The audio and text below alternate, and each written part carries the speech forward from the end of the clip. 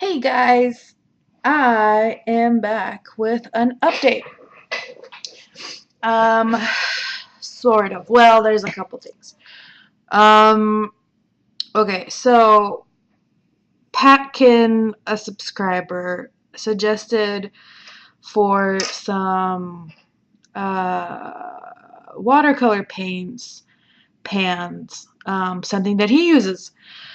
So, I actually went out and did get that, and it is now my favorite method of putting paints in, because before I was using gum containers, and they were kind of driving me nuts, I'm not gonna lie. They're really flimsy when I had to like cut them up so they all fit in the area, and I didn't like how it looked. But what he said was that he has to get Mucinex for his allergies.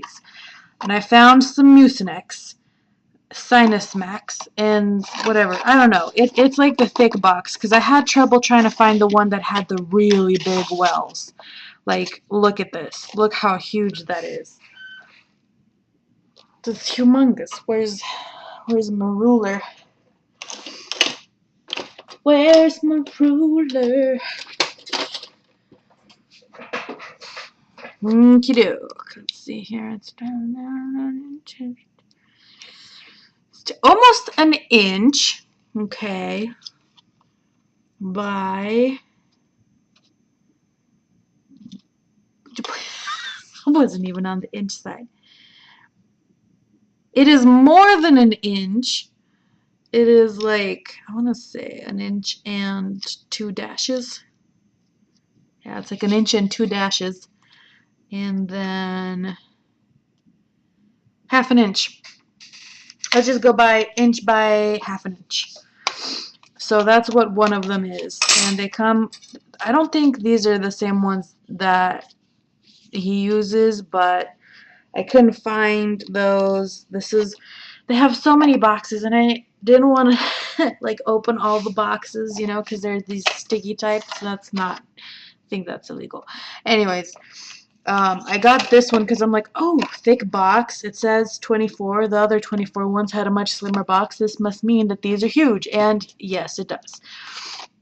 These are huge, and I ended up switching my Derwent watercolor pencils setup that I had for the challenge I've been doing in my Altoids tin with these, and you guys, I love them so much. You don't understand. Okay, so check this out. I switched it up. The St. Petersburg White Knights haven't come in yet, but I cannot wait anymore because I keep trying to get vibrant colors out of those watercolor pencils and it's not happening.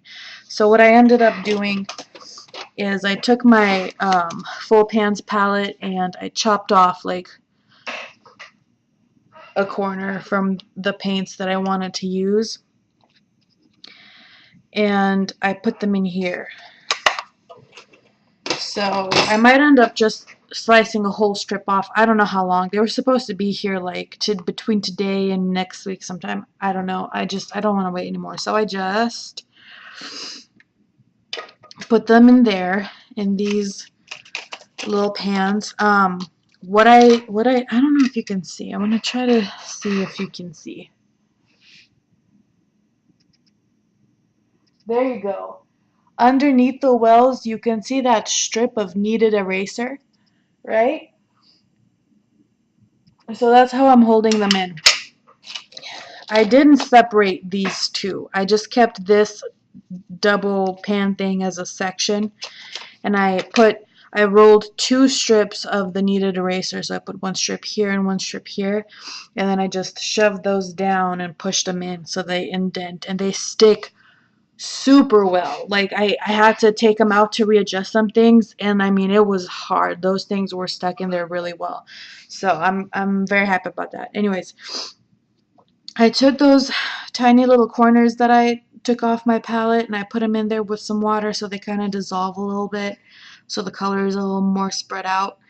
I'm gonna wait for these to like dry or dehydrate or what have you, and then I'll have the pigment there on the bottom. And I'm pretty excited about... What is that? What is that in there? Floating around. You're not allowed. What is that? I don't know. Anyways. So yeah.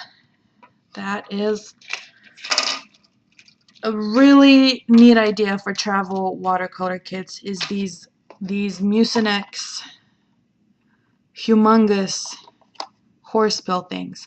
Now, I went to CVS and there was this lady who was checking up on me, seeing if I'm doing all right or if I need any help, and I'm like, hey, can you take me to the vitamin or whatever? I told her the situation. I'm like, I need these, but for the pans, not for the pills. And she was like, oh, are you using it for paint? And I'm like, yes, thank you. And I guess I wasn't the first.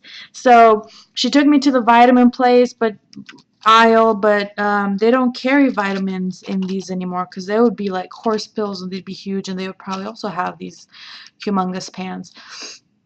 But they all have switched vitamins to bottles now, so it's not really very easy thing to get.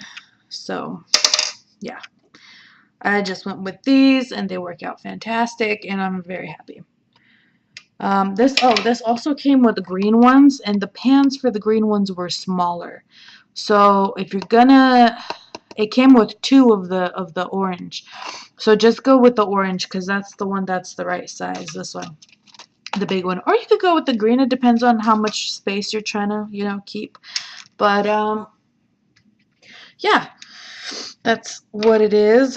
And I have my pencil and my brush that I use for my painting kits for my challenge, which I have been doing for the past 2 days.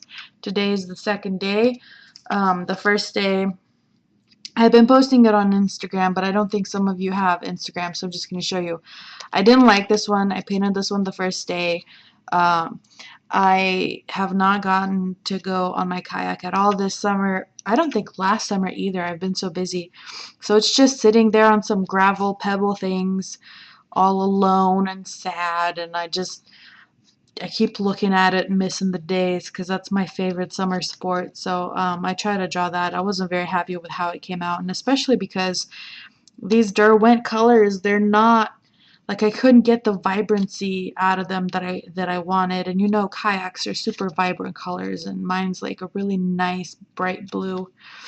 But yeah, other than that, I mean, it is what it is. It's my one, drawing per day. And I'm trying to improve, so there's that. And then today I painted this, which I'm actually kind of happy about. It doesn't have the detail that I wanted, but on this scale it's hard to get detail. It's been a hot, dry summer, but today randomly it was still hot, but it rained and there was thunder and it was amazing, and it made everything seem fresh. So I just drew my front yard. The angle is kind of bird's eye-ish, because I drew this from my balcony looking down my driveway, which is long and tortuous. But it was super flat, and it was not communicating the depth that I wanted to. And then I remembered, oh, there's that rule of thumb that things in the distance are lighter in color. And when I started to add darker colors here, and I had to wipe off some of the color here, I re-wet this area and wiped some of the color off so it looks lighter. Boom, you got depth. So I'm really happy about how this turned out. One thing I want to work on is, which is hard for me because I don't have patience, is waiting for it to dry and then add details. I don't, and then instead of it looking anything like leaves, it just looks like one jumbled mess of color, and that, I gotta work on that. So hopefully a year from now I will have improved in that regard. But yeah, this one today's I like a lot. So that's what's been up over here. When I'm done with these for my project at the end, I just put like the date and some of the description of that day and the picture and why I doodled that picture, and you know, just so I have for my memory keeping, whatever. And yeah, that's what I've been doing, and I'm very happy with it. So yeah, don't really know what else to say. I think that's good enough. I really like these. I really like the way this looks. It is just, they're still wet, so I want to be careful, but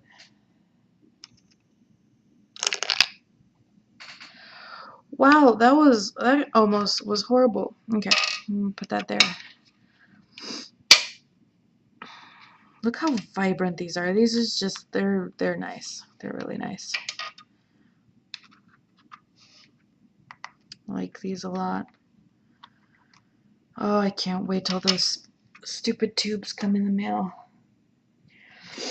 Okay, well, I'll see you guys on the next video. I hope this was useful, and I'll catch you guys later. Again, if you want to see these day by day as I post them, Instagram, DryHandsAurora. I will. I don't know. I'll put it under in the description, and then that way it'll be easier for you guys. All right, have a good one, and I'll see you guys later.